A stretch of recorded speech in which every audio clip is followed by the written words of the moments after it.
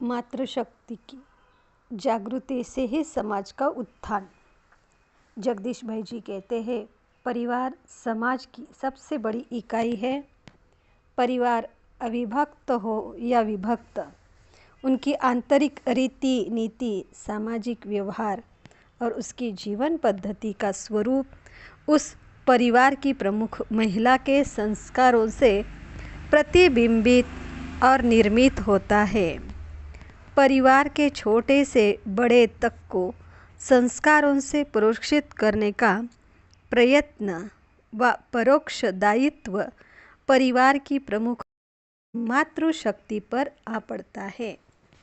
ऐसा लगता है कि परमपिता परमात्मा शिव ने समस्त विश्व में मातृ जाति पर ही यह दायित्व देकर उन्हें पृथ्वी पर भेजा है कि वे अपनी श्रम शक्ति, सेवा भावना, निष्ठा और सहिष्णुता से परिवार के लोगों में चरित्र के उदात्त गुणों का बीजारोपण करें और अपने निस्वार्थ स्नेह की शीतल छाया में उन गुणों का विकास करने का परिवार के सदस्यों को अवसर दें।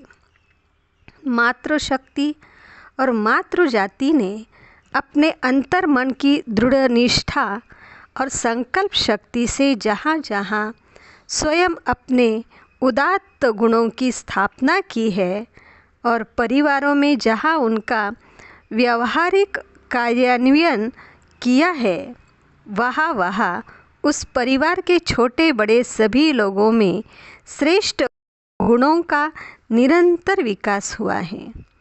इतिहास इस सत्य का सबसे बड़ा साक्षी है कि विश्व में महान से महान चरित्रवान व्यक्तियों के चरित्र को गढ़ने बनाने में उस परिवार की माताओं का सबसे बड़ा योगदान रहा है। चाहे वह महाराजा शिवाजी रहे हों या लाल बहादुर शास्त्री, और चाहे वह महात्मा ध्रुव रहे हों व गोरा बादल, और चाहे वह ईश्वर चंद्र विद्यासागर हुए हों या लाला लाजपत राय, उन सब के चरित्रों को उनकी माताओं के चरित्रों की दृढ़ता, निष्ठा, संकल्प और लक्ष्य सिद्धि के संस्कारों ने ही महान उपलब्धि की और प्रेरित किया था। मातृशक्ति के विशेष गुण मातृजाति सेवा की जीवंत प्रतिमा है। उसकी ममता का कहीं अंत नहीं होता।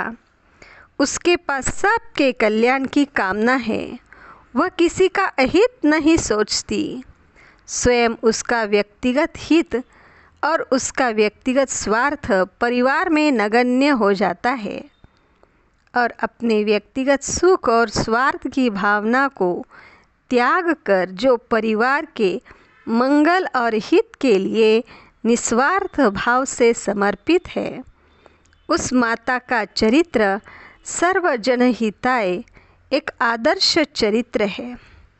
यदि परिवार की किसी माता की संस्कृति अर्थात उसकी जीवन पद्धति को ध्यान, साधना और योगाभ्यास के द्वारा और अधिक विकसित या परिष्कृत कर दिया जाए तो उस माता के प्रभाव से परिवारों में मनुष्यता को श्रेष्ठ गुणों का और उच्च कोटि के चरित्र का निर्माण और विकास होते देर नहीं लग सकती। यह चरित्र क्या है? नीति शास्त्र, दर्शन और धर्मशास्त्रों ने चरित्र की व्याख्या और परिभाषाएं अलग अलग स्तरों पर विभिन्न प्रकार से की है, लेकिन उन सब का निष्कर्ष इस प्रकार है।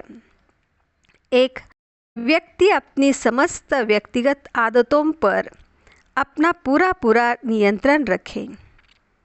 दूसरा व्यक्ति लोगों से व्यवहार करते समय अपने आवेग, संवेग और सहवृत्तियों पर नियंत्रण रखे और अपने दृष्टिकोण को व्यापक बनाए और उसका चिंतन केवल उसके स्व तक सीमित न रखे।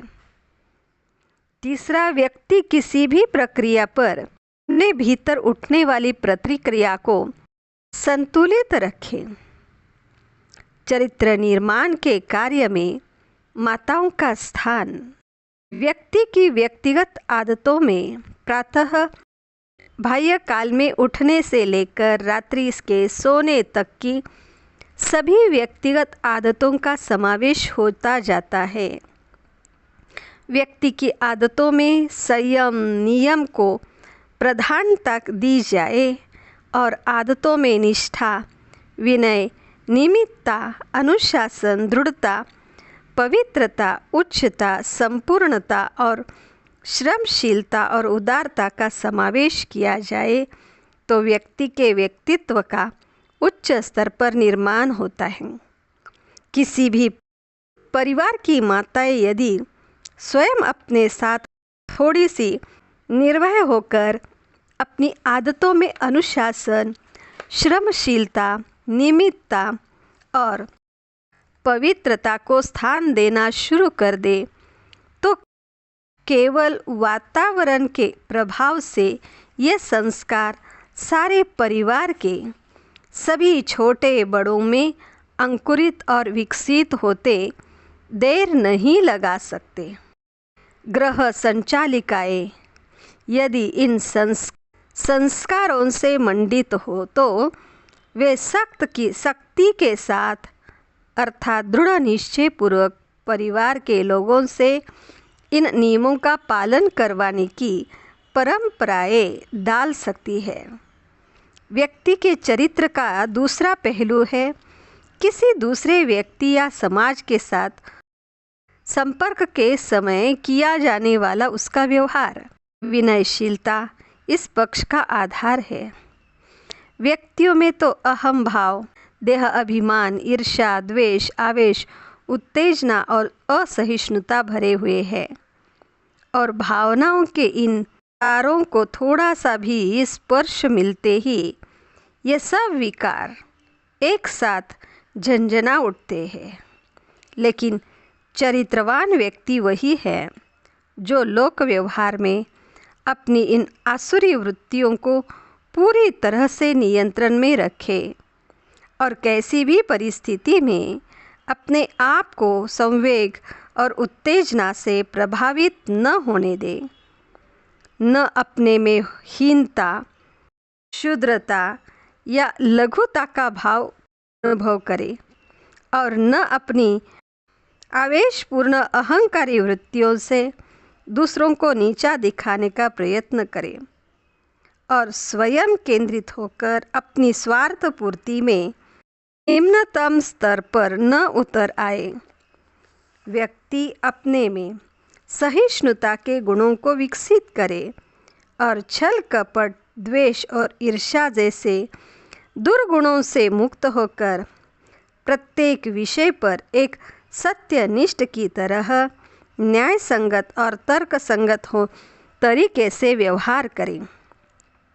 व्यक्ति एक दूसरे के प्रति अपने व्यवहार में सद्भावना की स्थापना का और सहानुभूति से विचार करे।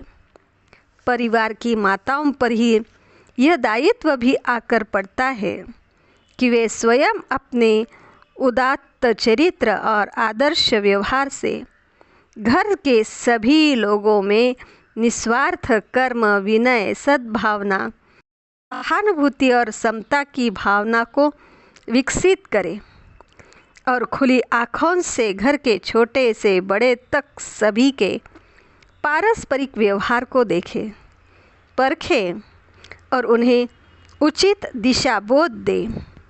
परिवार की माताओं ने जब जब भी और जहाँ जहाँ भी इस दायित्व की महत्ता को समझकर कठोरता के साथ अपने परिवार में इसका कार्यान्वयन किया है, वही उस परिवार ने देश को अत्यंत विनयशील, उच्चाभिलाषी, निस्वार्थी, कर्तव्यनिष्ठ, विशाल दृष्टिकोण वाले और उदारमना व्यक्ति प्रदान किए हैं। घर परिवार की माताओं का यह सबसे अधिक महत्वपूर्ण उत्तरदायित्व है। महत्वपूर्ण दायित्व है कि वे अपने मस्तिष्क की शक्तियों को संतुलित रखते हुए घर के सभी छोटे बड़ों को भावनाओं पर नियंत्रण करना सिखाएं। प्रजापिता ब्रह्मा कुमारी ईश्वरीय विश्वविद्यालय ने इसलिए परिवार को महत्वपूर्ण इकाई मानकर उसे अपने कार्यक्षेत्र की सीमा में लिया है। हमारे कार्यक्रम का सबसे बड़ा भाग परिवार की माताओं में सर्वांगीण चरित्र निष्ठा के संस्कार जगाना, उनका अभ्यास कराना और उन्हें निपुण करना कि जिससे आगे जाकर वे अपने परिवार के लोगों के स्वरूप, उनके मस्तिष्क और उनकी भावनाओं को संतुलित करने का अभ्यास करा सकें। समाज के उत्थान का दायित्व इसलिए सब तरफ से समाज की प्रबुद्ध और कर्मठ मातृशक्ति को उठाना पड़ेगा। उन्होंने हाथों से देश का और विश्व का सर्वांगीण चरित्र गढ़ा जा सकता है। वंदे मातरम नामक इस पुस्तक को, जिसमें ब्रह्मा कुमारी माताओं के अलौकिक अनुभवों का संकलन किया गया है, आपके हस्तों में रखते हुए हमें बहुत हर्ष हो रहा है कि इस संकलन में 3 भाग है। पहले भाग में उन ब्रह्मा कुमारी माताओं के अनुभव है जिन्होंने साकार बाबा की पालना ली है। जिनमें से कुछ माताएं हमारे बीच नहीं हैं, वे संगम युगी अनमोल पाठ बजाकर एडवांस पार्टी में सेवा करने गई हुई है। दूसरे भाग में अव्यक्त पालना ले रही और ली हुई माताओं के अनुभव है। इनमें से कुछ माताएं हमारे साथ नहीं हैं।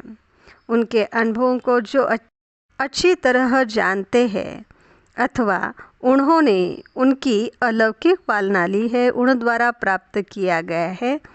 और तीसरे भाग में सन 1977 से लेकर 2000 तक की अवधि में अव्यक्त बाप दादा ने माताओं के प्रति जो महावाक्य उच्चारे हैं, उनका संकलन है।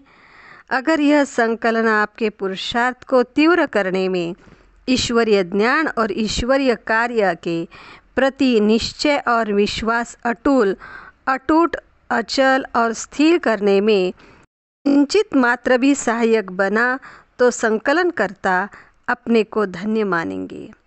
पृष्ठभूमि में मुरलियों में परम प्रिय बाप दादा माताओं को बहुत याद करते हैं। माताओं के गुणों और विशेषताओं की महिमा गाते हुए यहाँ तक कि कहते हैं कि माताओं के लिए ही मैं आया हूँ, माताओं की पुकार सुनकर आया हूँ, माताओं की सेवा करने आया हूँ। जब भी बाप दादा की इन महावाक्यों को सुनता था तो मन में प्रबल इच्छा होती थी कि भगवान जिन माताओं का गुणगान इतना करते हैं, उनमें उनके अनुभवों का संग्रह अवश्य होना चाहिए। तो भाग्य विधाता का पुस्तक बनाते समय साकार बाबा से अनेक सौभाग्यशाली माताओं के अनुभव प्राप्त हुए। उनको पढ़ने के बाद मन में यह उत्कंठा चरम सीमा पर पहुंची कि जल्दी ही माताओं के अलौकिक जीवन के अनमोल अनुभवों का संग्रह करना ही है।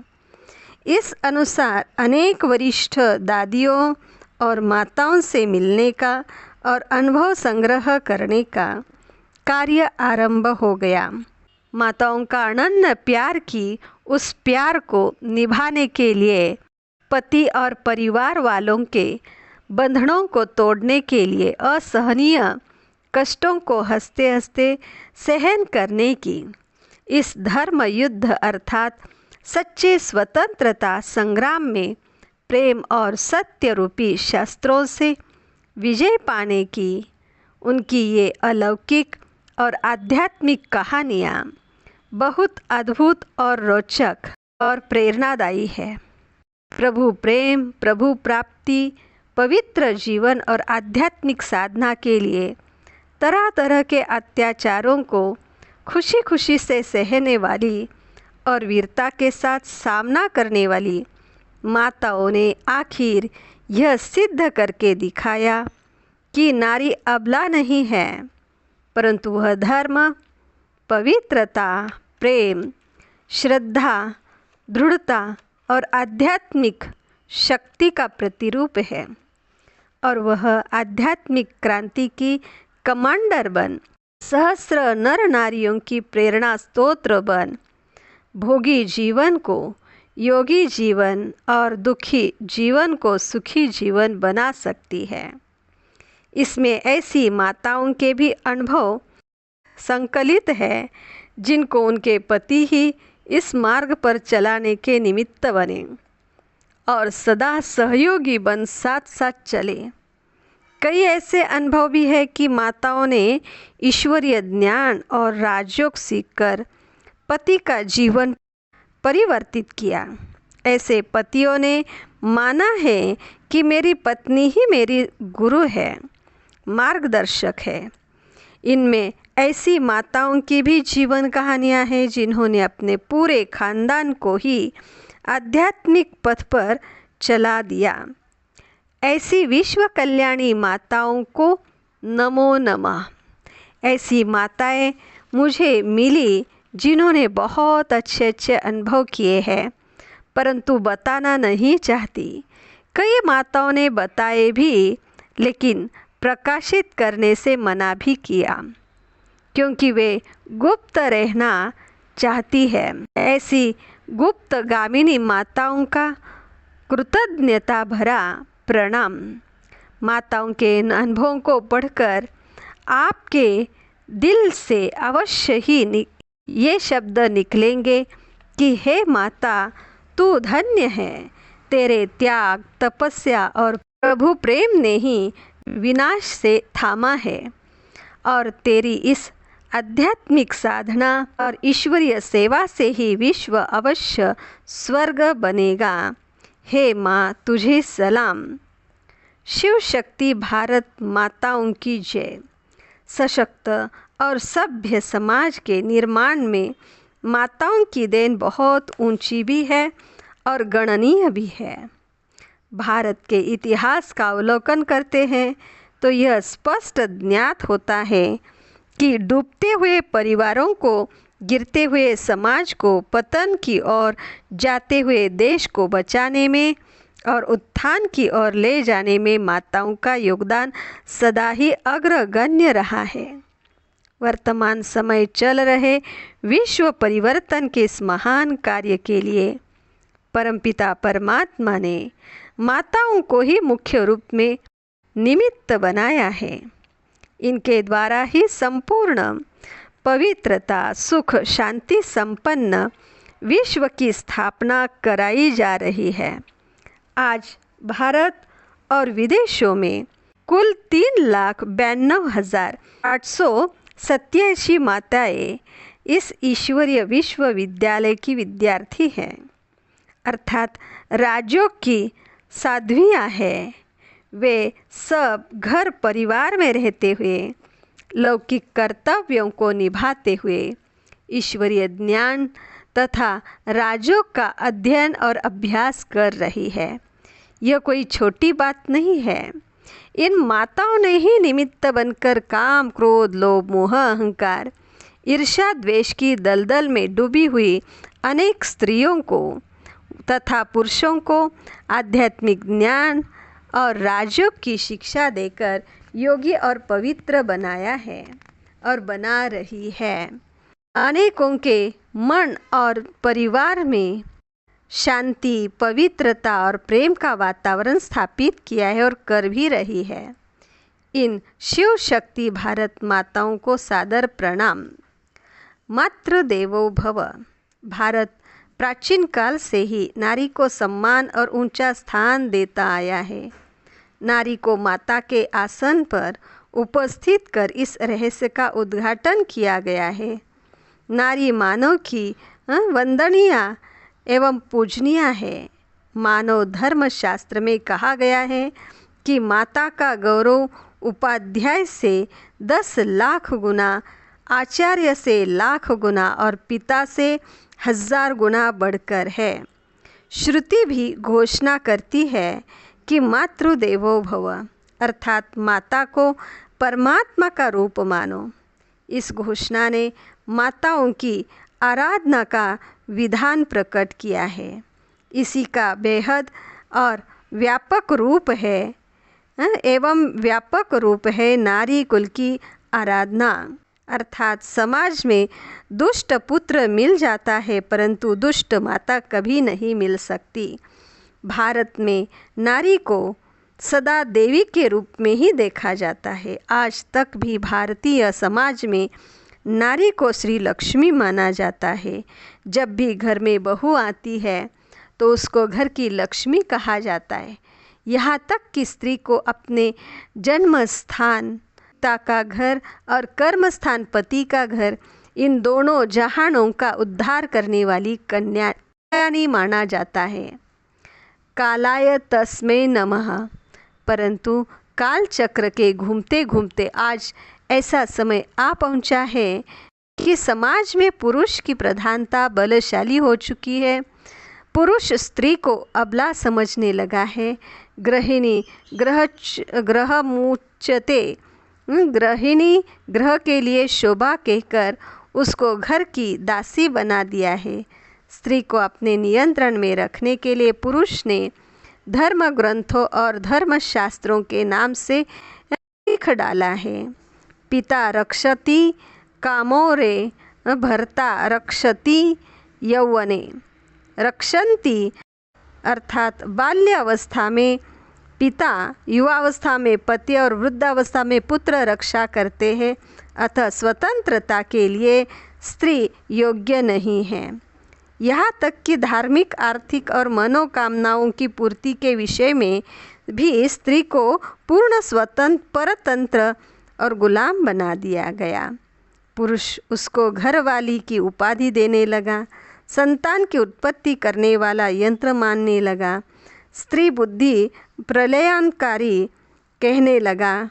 स्त्री का स्थान जुत्ती के नीचे और स्त्री की बुद्धि एड़ी के नीचे समझने लगा। समाज की ऐसी विषम परिस्थिति में प्रजापिता ब्रह्मा कुमारी ईश्वरीय विश्वविद्यालय ने सन 1936 में एक आध्यात्मिक अभियान चलाया जिसकी नेतृत्व माताएं रही। आध्यात्मिक ज्ञान और राजयोग की शक्ति द्वारा भारत और समस्त विश्व में इस नारी शक्ति ने आध्यात्मिक जागृति की ज्योति जगाई और नर और नारी समान है। शरीरों में रहने वाली हम सब आत्माएं भाई भाई है। आत्मा सत है, चैतन्य है, अनादि अविनाशी है। नर और नारी रूप शरीर और उन आत्माओं के वस्त्र है।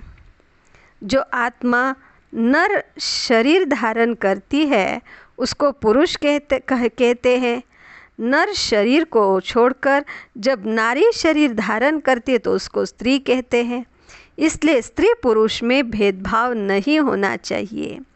इस आध्यात्मिक ज्ञान का प्रसार और प्रचार इन माताओं ने विश्व भर में फैलाया है। ऐसी विश्व कल्याणी माताओं के लिए विनम्र प्रणाम, कृतज्ञता। प्रस्तुत पुस्तक में निर्माण में परम पूज्य बाप दादा दादी और अनेक भाई बहनों का प्यार भरा योग और सहयोग समाया हुआ है।